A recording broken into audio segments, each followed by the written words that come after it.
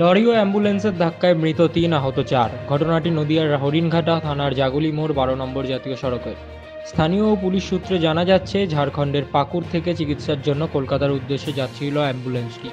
১২ নম্বর জাতীয় সড়ক হরিণঘাটা থানার জাগুলি মোড়ের কাছে লরির সাথে সংঘর্ষ হয় এবং ঘটনাস্থলেই ৩ জনের মৃত্যু হয়। গুরুতর জখম অবস্থায় ৪ জনকে নিয়ে যাওয়া হয় জেএনএম হাসপাতাল, কল্যাণী মেডিকেল কলেজে।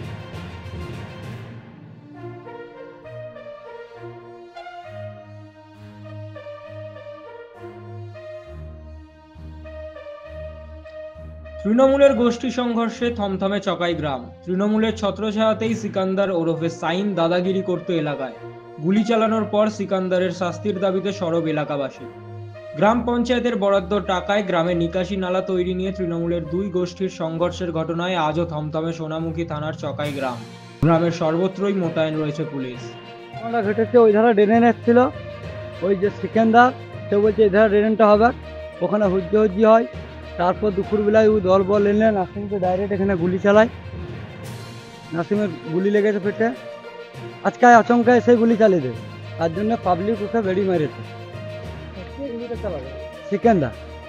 সিকান্দার জানলাম সাইম, ও নাসিমকে এসে করে গুলি ফায়ার করে দিলে একটা, ও দেখো ওখানে লেগেছে, ও দোকান গুলি দেখাচ্ছে, ওইখানে দেখালো, আর বাদ বাকি এখানে লেগেছে একটা না দুটো।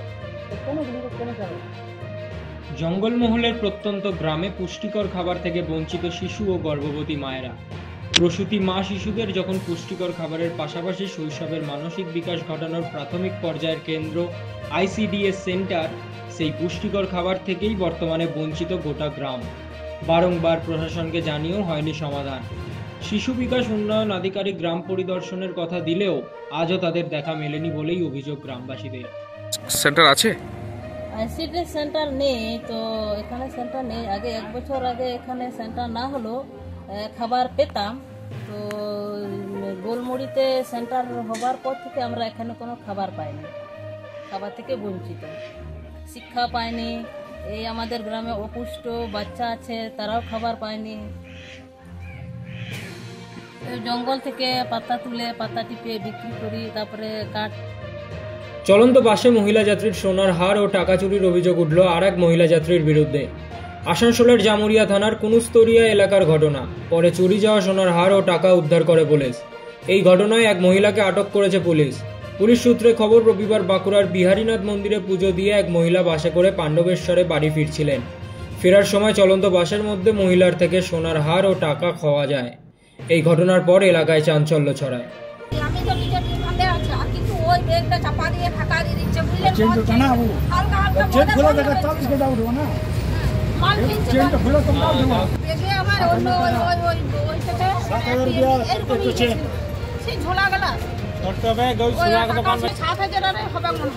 আমি টাকাটা বলতে পারছি না, আমার টাকাটাও কিন্তু গোলাপটা আমার ছিল, একটি গোলাপ ছিল।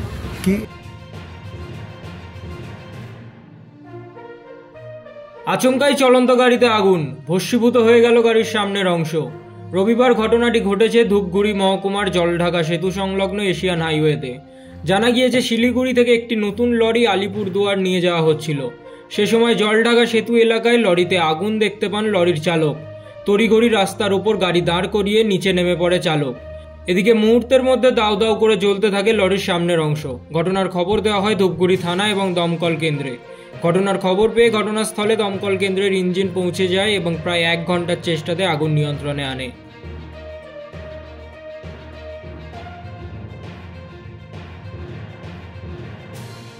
স্বামীর দেহ উদ্ধার শিলিগুড়িতে। স্ত্রী ও মেয়ের খোঁজে বাড়ির তালা ভেঙে তল্লাশি করল পুলিশ।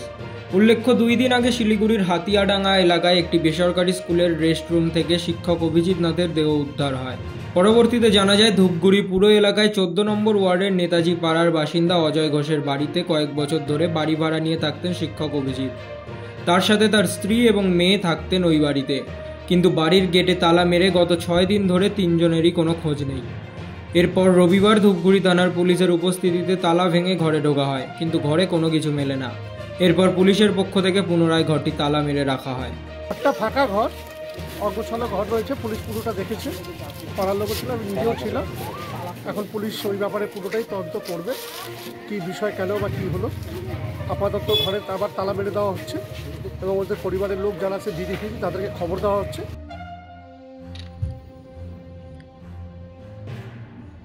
যাদবপুর বিশ্ববিদ্যালয়ের সাম্প্রতিক ঘটনায় নতুন করে আলোচনায় উঠে এসেছে হাওড়ার সাঁকরাইলের ঝোরহাট এলাকার বাসিন্দা অভিনব বসুর নাম, এবং অভিনব বসুর নাম উঠে আসার পর থেকেই শুরু হয়েছে রাজনৈতিক বিতর্ক।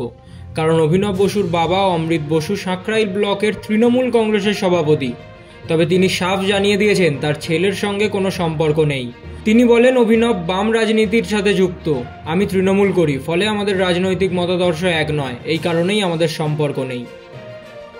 সে দলকে তার মতাদর্শ আলাদা, আমার মতাদর্শ আলাদা। আমাদের দলকে যদি কাঠগড়ায় তুলে থাকে সে তার মতাদর্শ অনুযায়ী বলেছে, আমি আমার বক্তব্য বললাম। ছেলে কি বলেছে না বলেছে ছেলের সাথে এই মুহূর্তে আমার কোনো যোগাযোগ নেই, আমার কোনো সম্পর্ক নেই। বলছেন যে দোষীদের শাস্তি যদি আমার ছেলেও দোষী হয় তার শাস্তি পেলেও আমি মাঠে বেরোনো। ছেলের ভুলের জন্য বাবার ভাগিদার তো হওয়ার কোনো প্রশ্ন নেই। বাবা তো গিয়ে ছেলেকে বলেনি যে গিয়ে গাড়িতে হামলা করো। নিখোঁজ কাকদ্বীপ মহকুমা আদালতের এক আইনজীবী, ঘটনায় চাঞ্চল্য এলাকায়। দক্ষিণ 24 পরগনা জেলার কাকদ্বীপ মহকুমা আদালতে আনুমানিক দীর্ঘ 20 বছর ধরে আইনজীবীর কাজ করে আসছেন সব্যসাচী মাল। তবে গত শনিবার দুপুর 2টোর পর থেকে সব্যসাচী নিখোঁজ। প্রায় 10 দিন হতে গেল, এখনও পর্যন্ত সব্যসাচীকে খুঁজে না পাওয়ায় দুশ্চিন্তায় ভুগছে সব্যসাচীর পরিবার সহ আদালতের বার অ্যাসোসিয়েশনের সমস্ত সদস্যরা। এই বিষয়টি নিয়ে সব্যসাচী মালের স্ত্রী দোলনচাপা মাল কাকদ্বীপ থানায় একটি লিখিত অভিযোগ দায়ের করেন। শনিবার থেকে নিখোঁজ আছে। ঘটনা কিছুই ঘটেনি। 11টার সময় বেরিয়েছিল, খেটে 11টায় বেরিয়েছে। তারপরে স্কুলে মেয়ের একটা নাম ঠিক করতে যাওয়ার কথা ছিল। তারপরে 1টার দিকে আমি ফোন করলাম, তো বললো এখনও কাজটা করছে। তারপরে হাফ ছুটি বাচ্চাদের 1:40 নাগাদ বাচ্চারা স্কুল ছুটি হয়েছে, চলে এসছে। তারপরে আমাকে ফোন করেছে বাচ্চারা স্কুল মানে বাড়ি পৌঁছেছে কিনা স্কুল থেকে। তারপরে আমি বললাম হ্যাঁ পৌঁছেছে, ওই লাস্ট, আর কোনো খবর নেই। তারপরে আমরা মোটামুটি 2:30টার দিকে এরকম নাগাদ ফোন করেছি, তখন থেকেই সুইচ অফ পাচ্ছি। আর আদার্স কিছু না। কোনো গরুমারা জঙ্গলে শুরু হচ্ছে গন্ডার শুমারি। গন্ডারের সংখ্যা বাড়বে আশায় বন দপ্তর। আগামী 5 এবং 6 মার্চ শুরু হচ্ছে গন্ডার শুমারি। গরুমারা বন্যপ্রাণ বিভাগের অন্তর্গত গরুমারা এবং চাপড়ামারি জঙ্গলে শুরু হবে গন্ডার শুমারি। গন্ডার শুমারি চলাকালীন পর্যটকদের জন্য বন্ধ থাকবে জঙ্গল। শেষ গন্ডার শুমারি হয়েছিল 2022 সালে। সে সময় গরুমারায় গন্ডারের সংখ্যা ছিল 55টি, আর এবার গন্ডারের সংখ্যা বাড়তে পারে বলে আশা করছে বন দফতর। এটা 5th আর 6th rhino population estimation, rhino census হবে এবার আমাদের Gorumara national park, Chapramari wildlife sanctuary, আর ওদিকে সিনক্রোনাইজড হতে জল্লাপাড়াতেও হবে। আর আজকে যেটা প্রোগ্রামটা হলো, আজকে আর কালকে হবে stakeholder consultation, refresher training, আর আজকে ইনঅগ্রাল সেশন ছিল, যেটা আমাদের যে পানাগড়ে সড়ক দুর্ঘটনায় চন্দননগরের যুবতীর মৃত্যুর ঘটনায় জড়িত থাকার অভিযোগে ধৃত বাবলু যাদবকে 2 দিনের পুলিশি হেফাজতের পর রবিবার ফের তাকে মহকুমা আদালতে পেশ করল কাকসা থানার পুলিশ। শুক্রবার তাকে মহকুমা আদালতে পেশ করার পর আদালতের বিচারক তাকে 2 দিনের পুলিশি হেফাজতের নির্দেশ দেন। 2 দিনের পুলিশি হেফাজতে নিয়ে শনিবার তাকে নিয়ে ঘটনার পুনর্নির্মাণ করেন পুলিশ। এখনও পর্যন্ত তদন্তে 2টি গাড়ির মধ্যে সংঘর্ষের পর রেষারেষির জেরেই দুর্ঘটনা ঘটেছে বলে পুলিশের সেই তদন্তে উঠে এসেছে।